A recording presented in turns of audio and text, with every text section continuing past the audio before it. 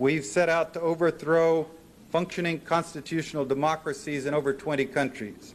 We manipulated elections in dozens of countries. We created standing armies and directed them to fight.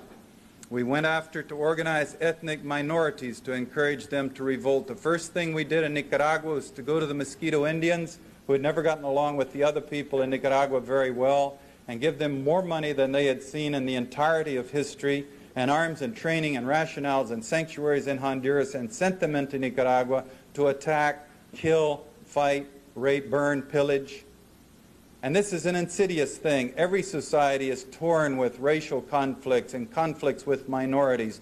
Think how violent our nation is.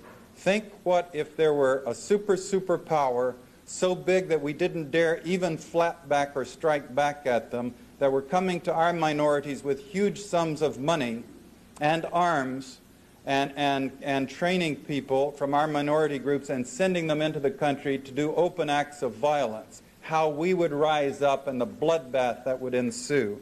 And this has been a technique the CIA has used in Nicaragua, in Thailand, in Vietnam, in Laos, in the Congo, in Iran, Iraq with the Kurds, in different parts of the world. We created, trained, and funded death squads like the Treasury Police in El Salvador that are responsible for killing as many as 70,000 people, according to the count of the Catholic Church. And we've assassinated world leaders, including the United States President in 1963, and I'll get to that in more detail in just a moment. Getting back to the subject of democracy, since that's something that Bush and everyone is talking about right now, I remind you of Chile. In 1973, the CIA organized the overthrow of Salvador Allende, the democratically elected president of Chile. And he was killed in the process, and we killed General Schneider, who was the pro-U.S. defender of the Constitution there, in order to put the CIA's representative Pinochet in power. And Henry Kissinger's, when he was grilled by the Congress over this program, his rationale was, yes, the issues are much too important for the Chilean voters to be left to decide for themselves. Now, there was a long CIA destabilization and propaganda campaign against China. We were parachuting teams from Quemoy, Matsu, Tibet, Burma, Thailand to destabilize China with the propaganda campaign, the propaganda aimed at the United States as well as China and other parts of the world, until eventually we talked ourselves into the Korean War, in which 1 million people were, where we fought China in Korea and 1 million people were killed. There was a long CIA destabilization and propaganda campaign against Vietnam until we talked ourselves into going into Vietnam to fight, and 2 million people were killed.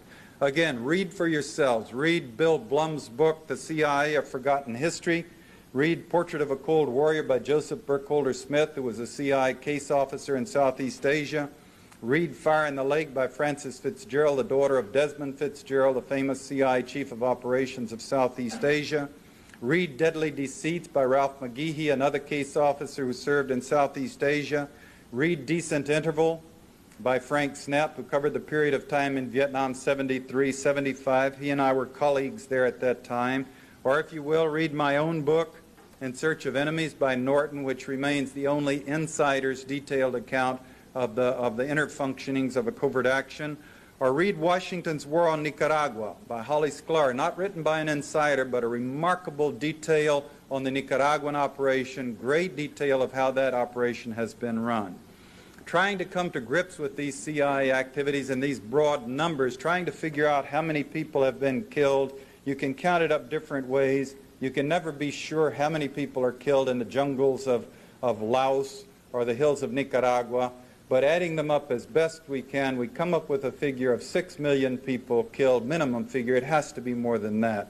1 million in the Korean War, 2 million in the Vietnam War, 800,000 in Indonesia, a couple of million in Cambodia, 20,000 in Angola, the operation I was part of, 22,000 in Nicaragua, again the figure the New York Times cites. You're dealing with large numbers of people who died who would not have died if our tax dollars had not been spent by the CIA to exacerbate situations and destabilize and set people to fighting. So you began to analyze these figures to figure out who are these 6 million people we've killed. And again, that's a minimum figure. The conservatives tell us it's a dangerous world. Our enemies have to die so we can be safe and secure. Some of them say, I'm sorry about that, but that's the way the world is. We have to accept this reality. So you begin to study these things and rip through them and analyze them and break them apart, and you find some shocking common denominators come out to you. Namely, for example, since 1954, we do not parachute teams into the Soviet Union to destabilize the country in a brutal way. Coincidentally, 1954 was the first year the Soviets developed their actual capability of actually dropping atomic weapons on the United States. For other reasons, we don't do these things in England, France, Sweden, Norway, Belgium, Switzerland, etc. These things are all done in countries of the third world where the governments don't have the power to force the United States to stop destabilizing the country and brutalizing their people.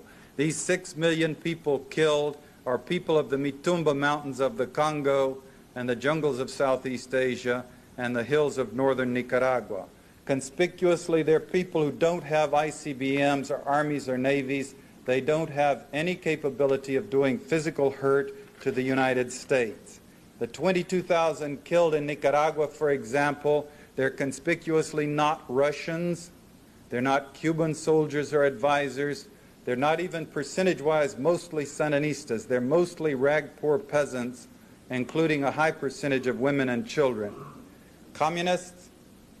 I'm sorry, they're mostly Roman Catholics. Enemies of the United States?